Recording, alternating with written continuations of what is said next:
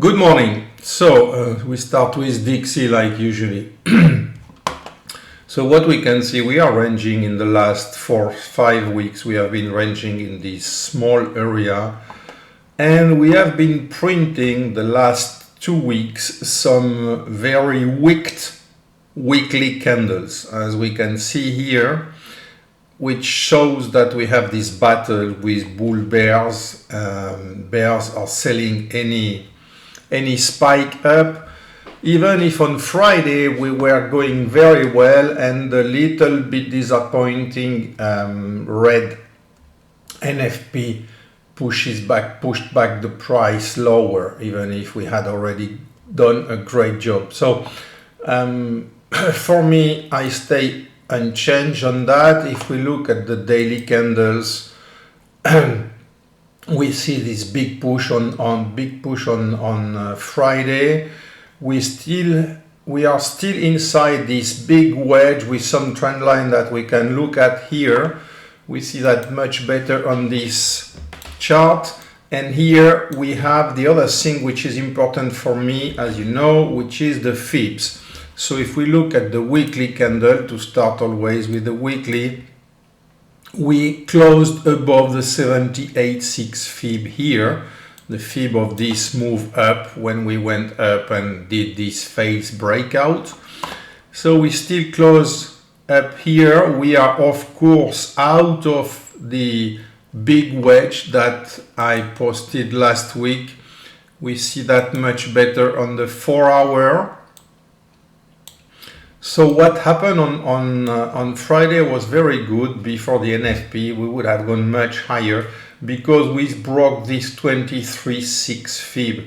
And this one was important to have broken because we could have seen a continuation. So I think it's not changing anything anyway.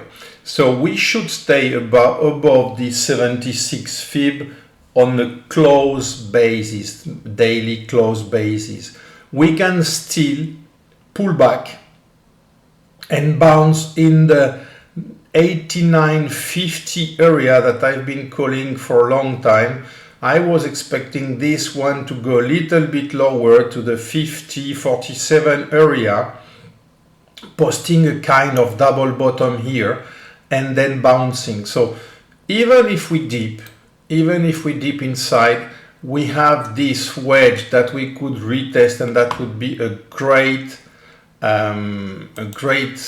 thing to happen. If we see that, here we have a nice buy, even perhaps higher, but we would like to backtest this wedge and then jump.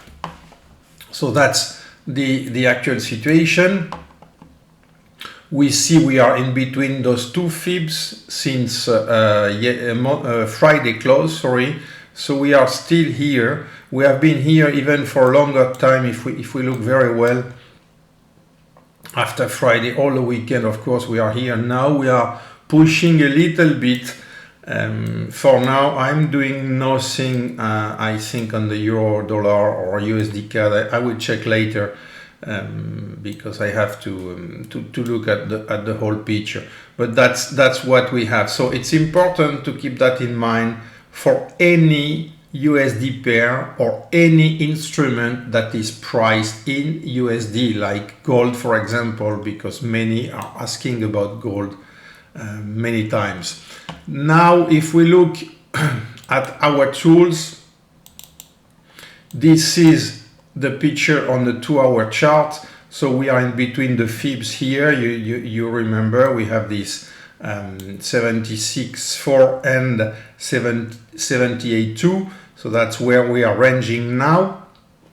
What I was looking and what I'm still perhaps looking to happen for on any news that we could see would be a push lower and then a bounce, because here we have this retest of the wedge that you saw in the other chart that we have here. So that's what we look at. Concerning the data of this week, what do we have this week? we have, of course, a little bit lighter week than it was last week with NFP. It was a heavy week. So we see here we have only some CAD data on Wednesday with the rate statement of USD CAD. So ideally, the idea when we arrive here, like we did with NFP, the idea is to be long already, for example, and green, because those data always create a lot of shake move. On Thursday, we have the ECB press conference, so that will be another big mover with the CPI and core CPI. So that's mostly all what we have this week. Till Wednesday, we have mostly nothing, some small bank holidays on Sunday, but nobody cares about that. So that's what we have. I will now prepare the other video for later.